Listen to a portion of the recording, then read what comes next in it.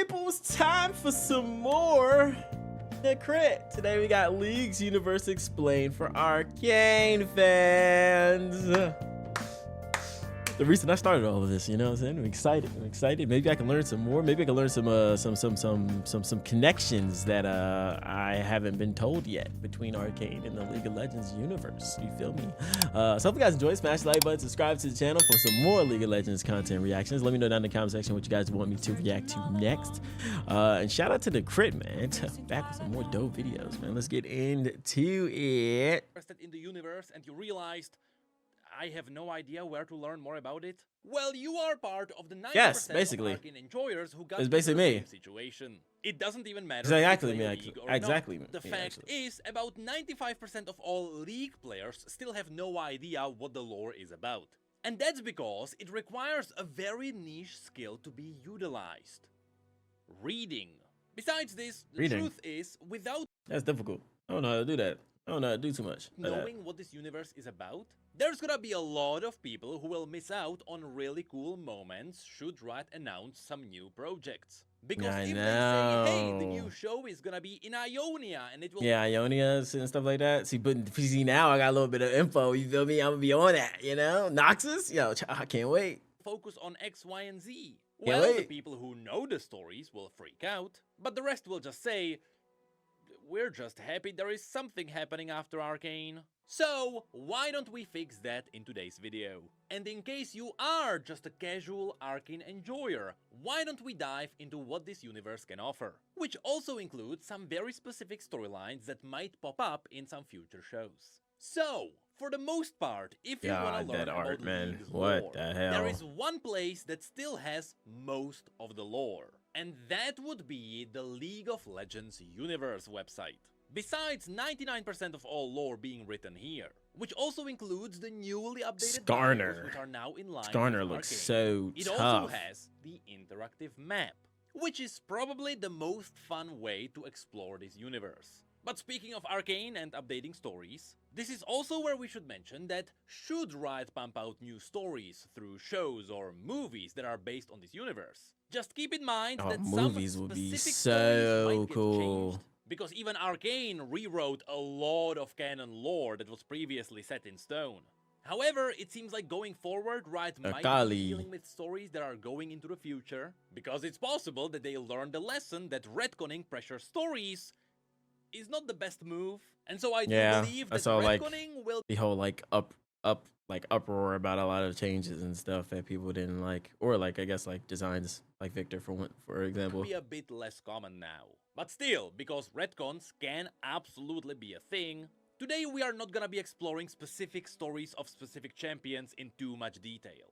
But instead, we're gonna be diving into the overall world and the regions with their specific stories that make the regions unique. I mean, the point of this video is that after you watch it, you should be able to say, man, I remember Amumu. I think Amumu was the first trailer I've seen, or the first 5 trailers, I think. The world of League of Legends called Runeterra. That was tough. At first glance, you might think it's not that big, but then you may notice that yes, we can actually zoom in, and immediately you'll start noticing some places you might recognize from Arcane. First of all, yes, Piltover and Zone are right there in the middle of the map. And north of it, you might arrive at the Immortal Bastion. What is that, you might ask? Well, that is the capital city of Noxus, the nation Mbessa is from. Yes, a very important thing to point out is that in this universe, everything is linked. The lore is simply massive and complex. So as we go through these regions, I'll try to connect the references to Arcane so you know roughly what we're talking about. So for now, let's zoom out for a second and let's have a look at the world. Here you may notice that the world shown here is split into 3 big continents. There is Valoran, which is the entire northern part. There is Shurima, which is the entire southern part. And yes, Shurima is both the name for the continent and the empire that was on the continent. And there is also Ionia, an entire separate continent too. But somewhere in the east, there is also Camavor, which is not shown on this map. But we know it exists because it was shown in the Ruination book. Now, I don't on think I've these heard of continents, that. of course, there are a lot Camel of different War. nations and regions and a lot of different stories. But again, for the purpose of this video, just to show you what this universe is about, let's focus on the biggest stories that shape these regions. And since we already mentioned Demacia being from Noxus, let's dive there. From Arcane, you might have gotten the idea that Noxians are strong and Hell yeah. evil, which technically, Oh, strong and if sexy. true, I mean, to a degree, you see, the Noxian Empire originally started as a tribe. Many years ago, before Valoran even got its name, and it was still simply called the Northern Wildlands, there was this one guy who was called Sun Uzal, who became God, a that warlord armor of looks these so tribes. crazy. Now, this warlord Sun believed Uzal. that should he die, Sun he would Uzal. be taken into the Halls of Bones, which was believed to be a sort of an afterlife, where the souls of the greatest warriors would feast for all eternity with the gods of the afterlife. And simply said, the more you killed and conquered, the more glorious you would be in the eyes of the gods. And so his entire life, Sun Uzal did but one thing: kill and conquer for the glory of the gods. Now eventually Sun Uzal died, but instead of being taken into the Halls of Bones, he was taken into a grey wasteland, where he found nothing but a few mindless ghosts. This is when he realized there were no Halls of Bones and there were no gods of the afterlife. Kinda sucks. This shit's kinda boring. He refused to accept. He refused to believe that he did all the conquering for I mean, how can you refuse that, bro? It's like right in front of your face, though. nothing. And can't just straight up refuse it. being quite literally too angry to die, Sun Uzal refused to fade away.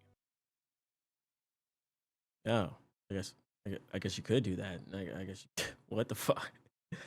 So mad that his whole life was for nothing. I get that. So angry. Yes, this is directly part of his story. And so, Sun Uzal stayed in this empty wasteland and he just decided to become the god of death. So he learned the language of the dead.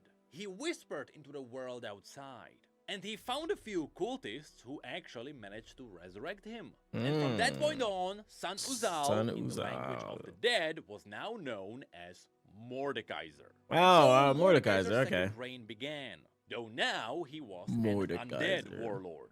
So now he built the Immortal Bastion, which became the capital city of the Noxian Empire, and slowly his conquest of the world became so unstoppable that the entire rest of the continent had to band together to take him down. And eventually they were successful with the help of a betrayal that happened from within Mordekaiser's closest ring. Because now we know that this betrayal happened from LeBlanc, who was Mordekaiser's advisor. And so technically it was the Black Rose who bound Mordekaiser's soul to his armor, and now he was banished back in his realm underneath Noxus. However, while he was conquering, every soul Mordekaiser killed was now back down there in his gray realm. Shit. That's what Mordekaiser decided to call it. So it's like a lot. It's like a lot of them in the gray realm. So now in the gray realm with him, he had a whole new undead army. Now most people don't know about this, but the Black Rose does. And so now, every time the Black Rose does something evil, it is most likely because they are trying to acquire power to stop Mordekaiser from coming back. Now, without Mordekaiser now ruling over the continent, a new empire rose around the Immortal Bastion. And of course, that empire became the Noxus we know now. So yes, the Noxians do have quite a bit of evil DNA in their blood. Yeah, a little bit. However, the a little bit, not too crazy, bro. All about war is totally different. Yeah, the Black Rose really is interesting. I saw he just recently dropped another Black Rose video. I was thinking of like if I should watch that, or because I feel like Black Rose's influence might just like stretch into other series as well. So like other like series like Arcane and stuff. So like I'm thinking I might like wait on it. Because you see, during his conquest, Mordekaiser turned the surrounding lands into a complete wasteland. And of course, the other cataclysmic events that also happened didn't help. So Noxus doesn't really have a lot of natural resources. Growing crops is really difficult. That's why we want to steal it from other people else. I said from other people else. From other people. Do to survive is simply conquering the surrounding nations. Conquer and take that shit. That is why Noxians are so aggressive. They are evil for survival. In fact, a really famous Noxian motto is kill them until they are family. So Yeah, I now, remember that one. if you go to the I remember map that of one. Runeterra, Yeah, this is why the Noxian territory is so widespread. It is because they conquered a piece of the Freljord. They claimed bits of Shuriman territory. And yes, they even ripped out a piece of Ionia. What's also cool is that even in Arcane, Ambassa mentioned that she fought battles from the Bloodcliffs to the Dalamor Plains, with Bloodcliffs being found here in the east, and the Dalamor Ooh, the Bloodcliff sounds very interesting. Plains in northwest. It's called Now, Bloodcliffs. as I mentioned, Noxians also claimed a piece of Ionia. And it just so happens to be that this is a crucial point in Noxian history. While at the same time, I think from my memory is like they struggle trying to like to claim all of Ionia, and like it kind of makes sense to me considering like isn't like the entire Ionia continent like alive or some shit, or is it just like a little? Ties us into the next region we can talk about. Ionia. I guess I'm about to get to it. If you've seen anything remotely Asian in Arcane, it is likely based on Ionia. This even includes the portraits in House Kiraman. The ancestor huntress in Ionia. Anyway, we are still not sure if the storyline we are gonna talk about happened before Arcane or if it is gonna happen after Arcane is over. But a really important thing for both the history of Noxus and Ionia is the Noxian invasion of Ionia. Essentially, in the modern days, Noxus was ruled by Borem Darkwill. I know, the name is foreshadowing that was not a great dude. Anyway, Borem Darkwill was a grand general who got manipulated into being a madman by LeBlanc. LeBlanc told him that LeBlanc manipulate me, I ain't gonna hold you, there bro. could be an object that could make him immortal, which is something Darkwill liked very much. And so, that's why Noxus invaded Ionia. At least in Darkwill's eyes, they were doing this for his own immortality. In reality, LeBlanc just wanted to gain more power from those artifacts there. However, because we are talking about a man, oh my god, girl, she got that shit on. My god, she's so colorful there were and cool. no rules in this war. And so the Noxians used massive chemical bombs. They used children as warriors in the front lines, with the sole purpose of hoping that Ionians wouldn't fight back children. And they used many spies and propaganda to tell Ionians that Noxus are actually the good guys. And for a while, this worked. What is that? The Noxian war was brutal. But Ionians had a few secret weapons of their own. First of all, Ionia is a land of peace and unity with the spirit of nature. We are talking about Brother Joe, Onechon Joe with the 49 Ray. Build their own houses. Welcome people. They people. Just ask the trees. I'm watching a League of Legends video. I'm about to get off stream soon. About to be like 6 hours or so, man. Appreciate the raid. Appreciate the love. W people. Hold on. Let me see. Yeah, it's okay. It's off subscriber. How was your stream though, bro? Did you enjoy that solo leveling, man? That solo leveling was fire, wasn't it? You order some lunch, man. To shape themselves into a house. So what happened when chemical nukes were dropped here? Well, you angered us. Wait, so what happened? Did we do this? No. One of Emmy Stan's more bands has a Zonite alchemist in their service. Emmy Stan, typical. She always was a bloodthirsty bitch. Neither of us are strangers to death. Not like this. Damn. Happened when chemical for years. He knows the terrible things that happen in war. Nukes were dropped here? Well, you anger the spirits. And now the land itself. That looks tough. Left and right. It didn't even matter if you're a Noxian or Ionian. The spirits were angry and every mortal was an enemy. And so of course, a lot of Ionians didn't like this. They didn't appreciate the rivers forming into monsters and drowning them, or the trees just strangling them in their sleep. And so they decided, you know what? Maybe peace is not the right option. Maybe fighting is the correct way to protect the land.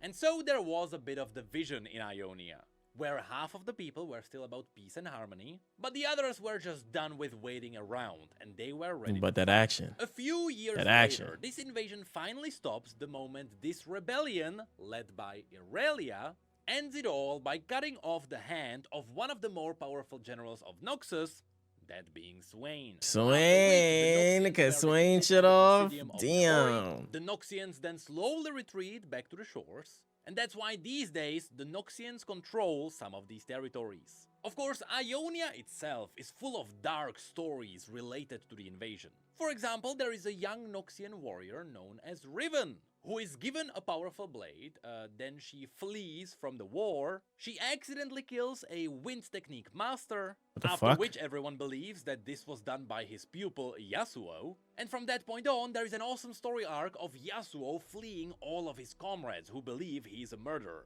The invasion is also related to another mass murderer known as Jin, who was being tracked down by ninja detectives, including Jin is like Zen Joker. and Shen.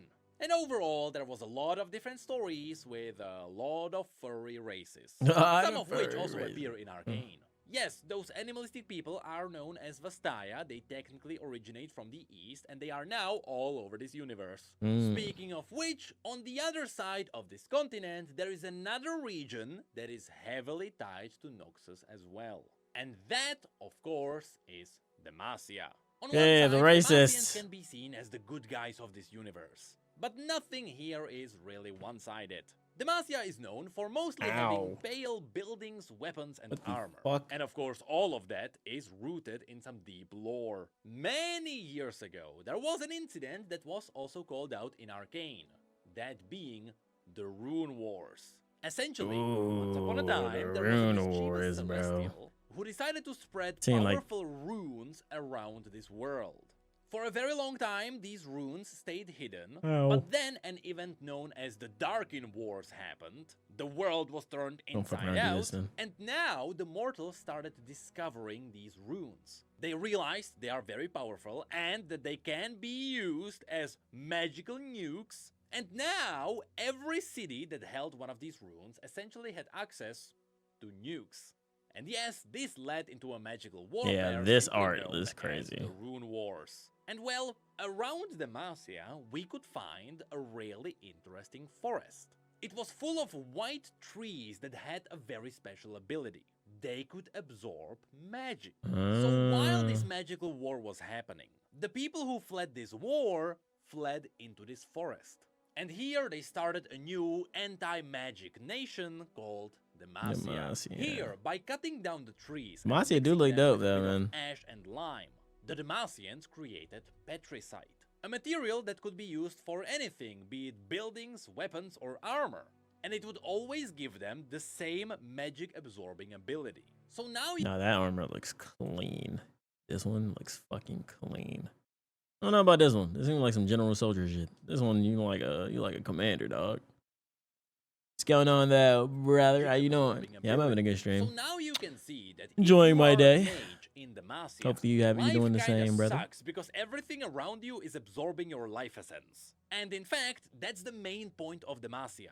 Because this place was founded as a heavily anti-magic place, there are a lot of places, especially in the smaller towns, where people like mages. They like that some of the mages can make crops grow, and others can just make lives easier.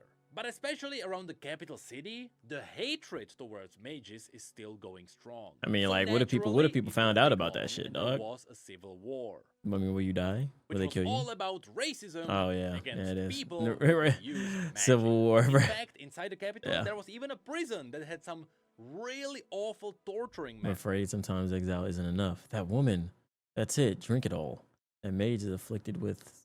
I can't see it. That was supposed to cleanse you from magic. Yes, they would make mages drink a petricite potion, which usually killed them. Now, the center point of this story is poison. Lexana Crownguard, a member. Was Lexana in that one trailer that looked pretty cool? It was just a blonde girl that started using magic, I think, or something like that. A royal house, and the sister to one of the highest placed commanders, who was secretly also a mage. Ooh, thought you was about to say secretly it was, doing the Lannisters. But she is not the only point of hypocrisy here. So yeah, she was For example, there. Yeah, she was secretly Jarvan mage. IV, who is now becoming the new king of Demacia, also fell in love with a half-dragon woman known as Shyvana, who technically is a brother, I understand. I completely changed my goddamn country for this. Yeah, 1,000,000%. Yep. magical being. Something that a lot of people hunt here. So yes, Demacia is all about anti-magic tools, while hunting witches Easily. and mages. But in the recent days, the hatred kinda slowed down as the rebellion was pushed back. In fact, you can find most of this in the Mage Seeker game. But what's interesting is that Demacia Ooh. also has its roots in a totally different region. I told you everything is connected. You see, this entire place is tied to Mount Targon. Mount Let's talk about that Targon. one next. Mount Targon is a very unique. I want to say Mount Targon is where those people. What? It was something with the Celestials, I think. I'm pretty sure it's the place. It is a mountain that was literally ripped up by the celestial gods. That's why if you decide to climb the mountain, you will see stuff like legs just frozen on the side of the mountain as it was being pulled up. In fact, climbing the mountain is a challenge a lot of mortals took upon themselves, because people notice that the peak of this mountain is directly linked to the celestial realms, almost as if the peak was a portal. So should a mortal reach the peak of Mount Targon, and should they be deemed worthy, they would be given the chance to become a host to a celestial aspect. These aspect hosts are essentially demigods. They are people who got infused with the power of celestial aspects, and in fact, after becoming a host, to a lesser or greater degree depending on what aspect we are talking about, these gods can entirely take over the hosts. For example, when the Rakoran warrior Pantheon climbed the mountain,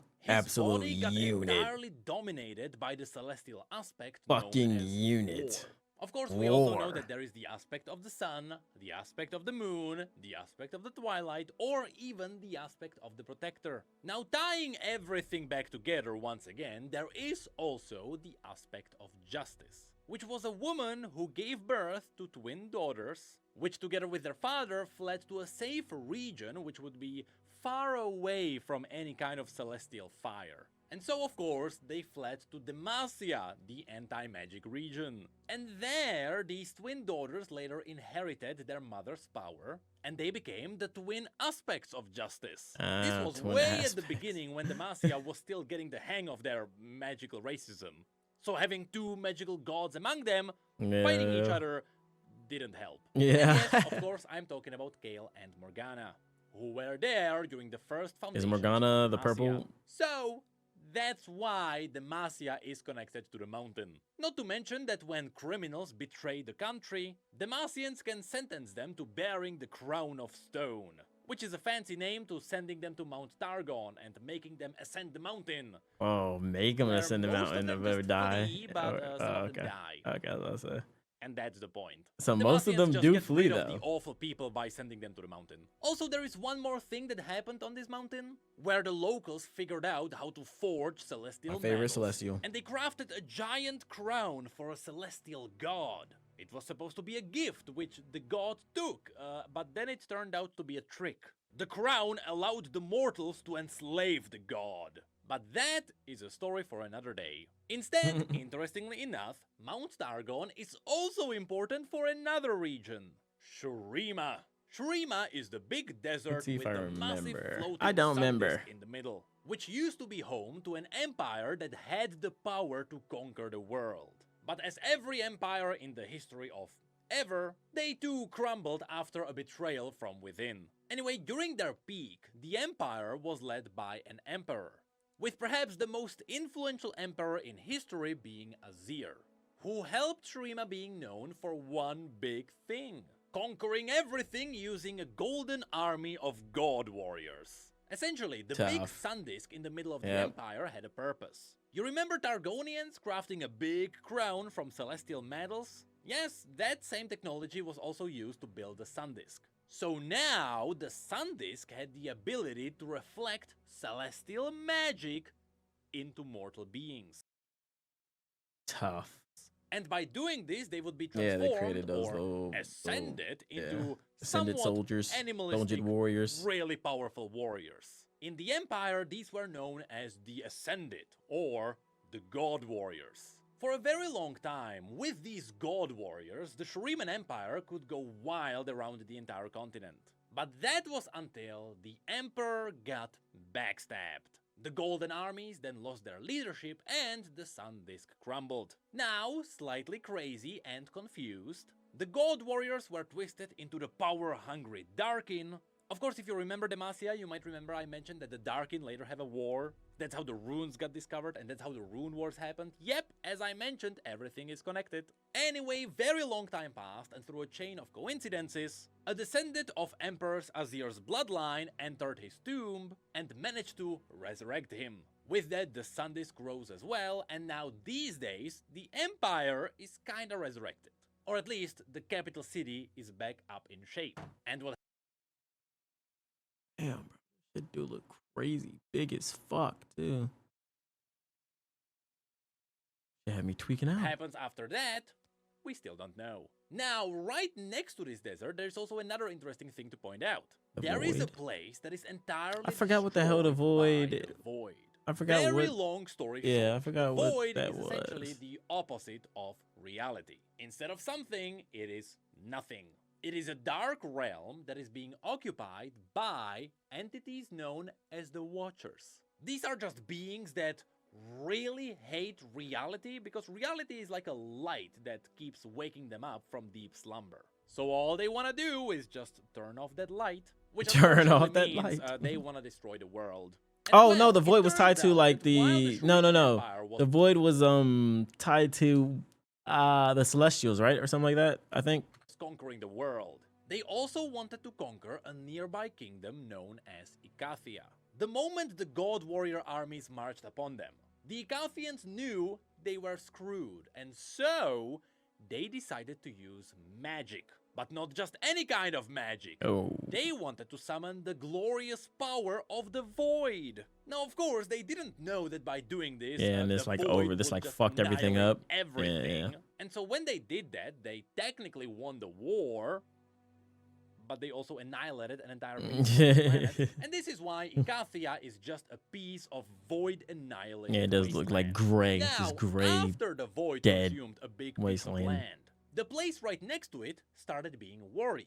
I'm about to say, I'm about to move, bruh. Region known as Ixtal. Ixtal. is just full of Have I heard of elemental Ixtal? mages. Air, water, earth, fire. Have they I heard got of it Ixtal? all. Oh, hold And on. in self-defense, they got worried Maybe that I the have. void would slowly consume the entire world. Well, And Ixtal so, looks nice. Ixtal decided to raise massive walls of plants around the entire region to isolate themselves from the rest of the world. In fact, they got so isolated, many people believed that the outside world was just destroyed and that there was nothing. Oh, that sounds Specifically, familiar. They believed Never that mind. the moment they walk beyond the wall of plants, they would just suffocate because there was no air. But a long time after that, they realized the outside world was fine. And these days, the leadership of Ixtal is Goddamn, trying to baddies. figure out Fuck. how do they let people know?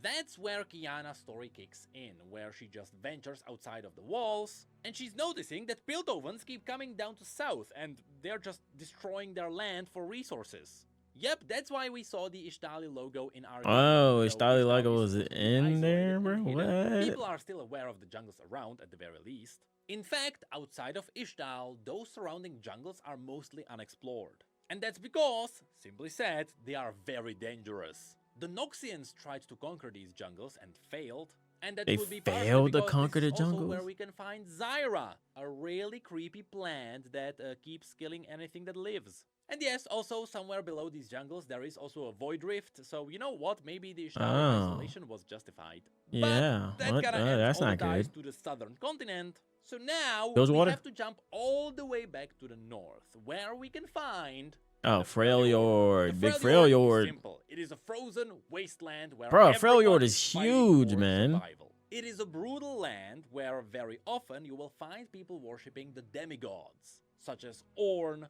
Volibear, Anivia, No, the Volibear Iron is Boar, tough. stuff like that.